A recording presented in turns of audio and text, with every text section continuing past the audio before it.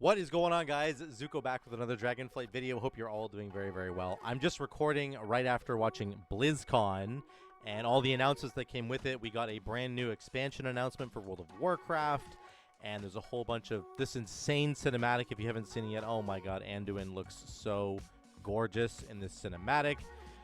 There is a whole bunch of stuff going on with this expansion, and I want to just focus on the one major feature that got announced. There's lots of features, but the hero talents that are coming with the War Within. The expansion is called the War Within. So this looks really, really exciting, and I want to get us all kind of pumped up about this because I think it's going to be a fantastic addition to the game. Essentially what they're doing is in the center of your talent tree, there is going to unlock a new talent choice tree that you're going to have. In the new expansion, you're going to go from level 71 to level 80. Okay, we're going to get 10 more levels, and you're going to get 1 talent point per level to put into this new system here. Okay, so each spec in the game is going to have a choice. Let me look at this really quickly. This is a good example here. Each spec gets to choose between 2 talent trees. There's a total of 3 talent trees per class. You only get to choose 2 of them. So if you're playing a Fury Warrior, you're going to have access to the Mountain Thane mini talent tree or the Slayer mini talent tree. If you're playing Protection, you get Mountain Thane or Colossus. If you're playing Arms, you get access to Slayer and Colossus. And it's going to look like this. This is kind of the choice. Let me zoom in a little bit there. This is kind of the choice that you're looking at. So this is pretty cool. This one's called Keeper of the Grove. This is called the Loon's Chosen. We're not really sure what spec this is, but the idea is if you're playing a Boomkin, let's say, you're going to have access to, I think they get access to probably 3 of them. They're going to talk about Druid later, but these trees are designed to, as far as I can understand right now, this is very, very early. We don't really know much about it. We can't even see what these abilities do. My understanding is that this is designed to give you more of a class fantasy feel. I think Blizzard has really been trying to get away from just focusing on the spec. And in previous expansions, like Shadowlands and before that, you had a spec that you were playing. And it was almost completely different from another spec, which was completely different from another spec. And all the class fantasy was kind of gone. Because if you switched over to a Shadow Priest, you got all new abilities, and you didn't even have access to any of the abilities from your Holy Priest. Okay, so it's just very, very different. In Dragonflight, they introduced the new talent trees where you had a class side and a spec side, and that really helped to bring back some of that class fantasy where you were like, okay, I have that baseline class tree. I'm getting different abilities, picking and choosing. Maybe I get Skull Bash, even though I'm a Boomkin. Like, you can really pick and choose what you want. Now they're saying we're doubling down on this, going even further into the class fantasy and saying, you know what? If you're going to play a Boomkin, you're now going to have access to this cool extra Resto Druid tree that you might want to invest in. Let's say you're going into a dungeon and you want to help support the rest of your group in a better way than you normally do. Maybe you have access to Grove Guardians. I don't know what any of these talents do. I'm just guessing. But you could come in as a Boomkin and bring an additional arm of support to your team through these incredible trees that are here. Or you could choose to go into the Guardian Druid extra hero tree. Maybe you go into the Feral Druid tree. I don't know what those trees would do, but depending on what situation you're in, if you're doing PvP, if you're doing a raid, if you're doing Mythic Plus, I think these are going to have applications for all of those different playstyles depending on what you're doing, which is very exciting. There's flexibility, and they did say you can swap between the 2 trees that you have access to very, very easily. Okay, so it's not going to be a problem. You're not going to have to invest fully into something and then that's it, you're done. There's an announcement here, the announcement actual panel here that Morgan Day was talking about.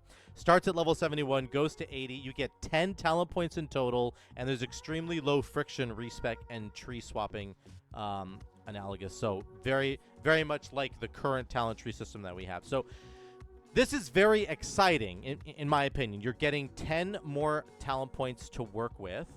And again, I think they are going to be designed to give you flexibility in your role. It's going to make you feel more like a druid less like just a boomkin. You're going to feel more like a warrior, less just like a fury warrior. You're going to feel a little bit more like you can help the team with a bunch of other stuff, which is super cool. They did, Morgan Day did show off a little video where he had 2 different tree setups where he had like a normal warrior, and the warrior dashed in and threw like Stormbolt, which stuns an enemy. And then he went into the Thunder, I think what was it? Not Thunderlord, is it over here? Back one more. He went into the Mountain Thane. He like upgraded his warrior with the Mountain Thane talent tree, and now his Stormbolt was cleaving multiple enemies instead of just hitting one. So again, I don't think these are going to be designed to give you like unlimited power. They're just going to be designed to give you extra utility, maybe extra healing, extra support for your group, extra crowd control, things like that. We don't know entirely what it's going to be about yet, but this is kind of the assumption that I'm going on. Either way, they did also mention this is an evergreen system. This is staying in the game permanently. This is not just borrowed power for that upcoming expansion. It's going to be permanent, and it's going to travel with you. So I think this is really exciting.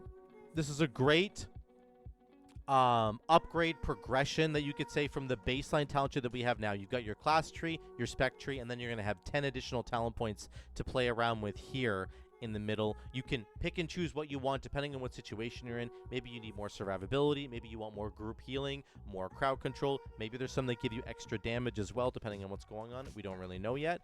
But I love that I can customize this and I can pick and choose what I want depending on the situation. Maybe there's a dungeon that requires a whole bunch of poison dispels, and maybe there's going to be a talent that you could pick up as a boomkin.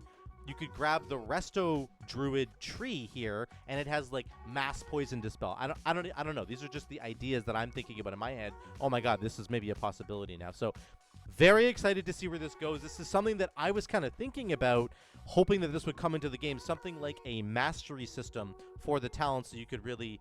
But this is even better, I think, than what I was thinking in my head. I enjoy that this is really getting us back to that class fantasy of borrowing some power from the other side of your class tree, depending on what you're playing. I'm a Fury Warrior. I'm going to grab some protection bonuses because they're still warrior stuff, but now I have access to them. I'm an Arms Warrior. I'm going to grab some bleed stuff from the Fury Warrior tree and enhance my own bleeds on my kit. You know, it could be something like that. So I'm very excited for this. I think that this is going to be a really great system. This is obviously not coming for a little while. The expansion was announced that it's not coming until November. Okay, November next year. So it's literally 1 year away. But I think that this system is going to be very exciting. They mentioned Dark Rangers for Hunters is going to be one of the hero talent trees.